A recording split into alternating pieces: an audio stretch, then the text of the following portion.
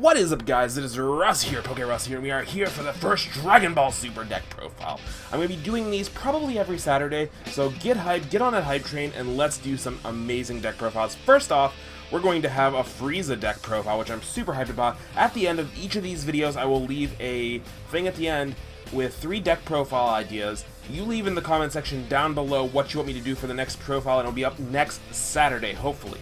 Hopefully, but let's get into this deck profile. I went to the Gen Con tournament, and I did okay. I could have did better. There was 5 rounds. I lost once due to time, and I lost once regularly. So the deck went 3-2. It could have had a better showing, not gonna lie. This deck is a great deck, and I think the deck profile is deserving. So you have your Frieza leader, which his effect is once per turn you can place one of your Frieza's Army battle cards from your active area or from your battle area to the drop zone. And if you do this, you draw 1 card and untap 1 of your mana. Then once you have 4 or less life, you can awaken him. His awaken ability just gives you more mana or more energy when you do his ability to kill off 1 Frieza Army person. Okay, so this deck runs around a lot of Frieza's Army people, but I did make it a yellow-green deck. So for the first off, we're gonna have 1, 2, 3, 4 Frieza's Army. Frieza's Army is the basis of the deck. You want to start off with either this card in hand, you want to start off with either one of these cards in hand, or you want to start off with 1, 2, 3, 4. One of the Avenging Friezas. The optimal play is to have a Frieza's Call, but you can also start with Avenging Frieza. So pretty much you want to maul until you get one, or you want to, with your mulligan, you want to get rid of any card that's not one of these cards.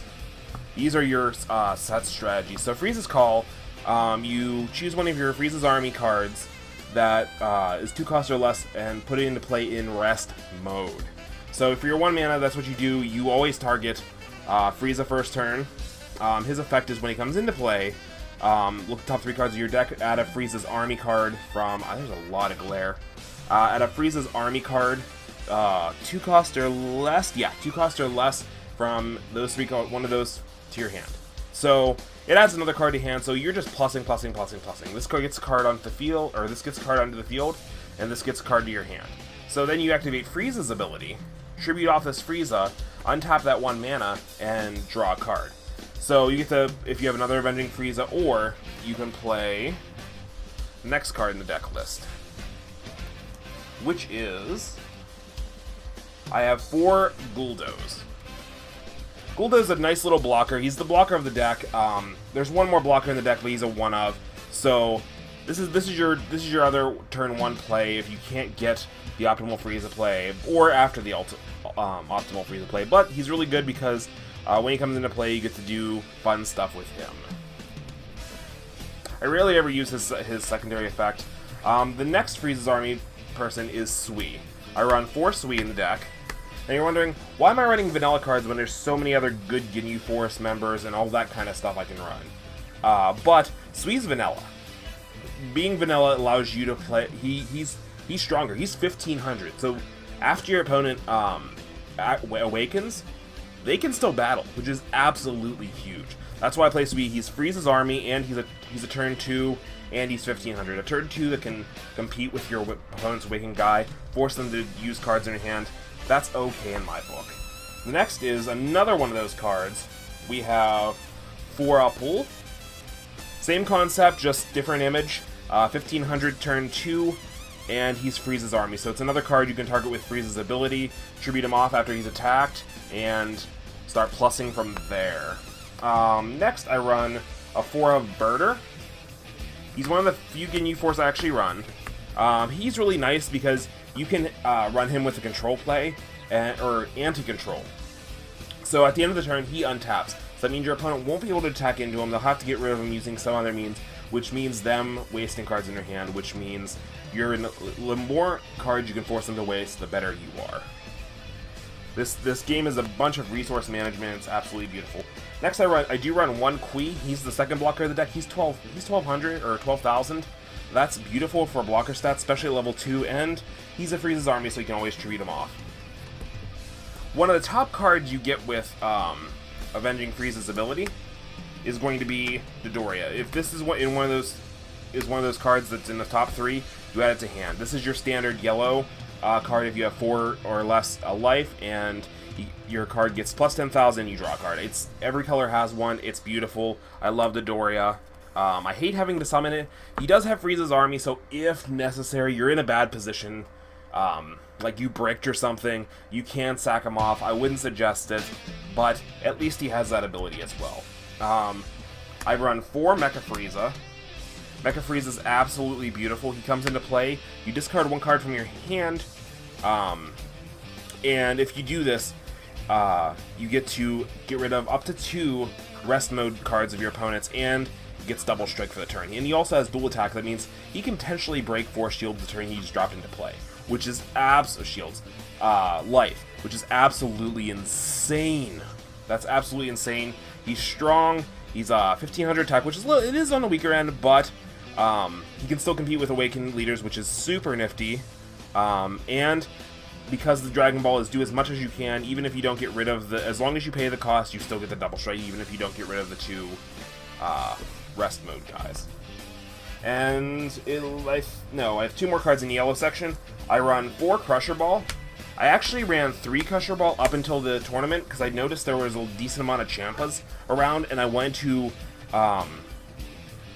negate some of their abilities, and I just thought that the 4th Crusher Ball was going to be key. Usually, I was running Sorbet's Ring, which is a counter up until right before the tournament. You know what? I am not upset with the choice I made going for Crusher Ball. It came in such clutch through the tournament and after the tournament. I think it's definitely a staple 4. And the last yellow card I run is Cold Bloodlust. It's a counterplay. If your leader card is Frieza's army, the battle card skill is negated for the rest of the duration of the turn, which is absolutely insane.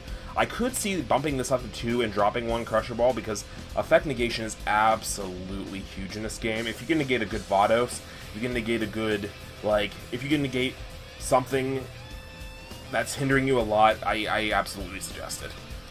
Cold Bloodlust is actually a beautiful, beautiful card.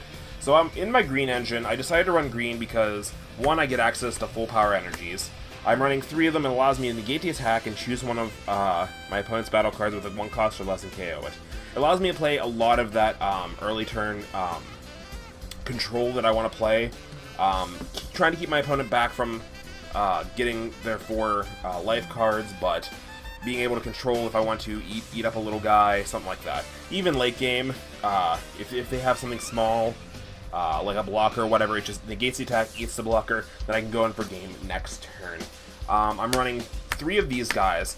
I think every deck, if able, should run some kind of self-life burn, because the goal of this game is to set your opponent at 5 or 6 life, and let them sit there and set up your board as much as possible for you to go and get the game before they can awaken.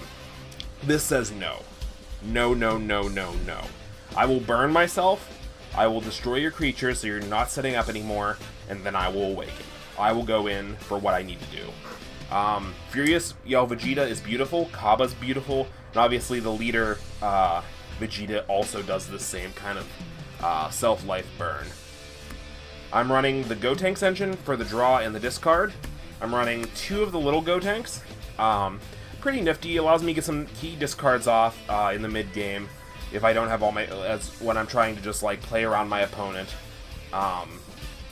Then I'm running 3 of the turn 5 Gotenks. I like this card. It's comparable. Everybody runs Prince of Speed, and everybody thinks Prince of Speed is amazing. This pretty much does the exact same thing. It's absolutely beautiful, and it untaps.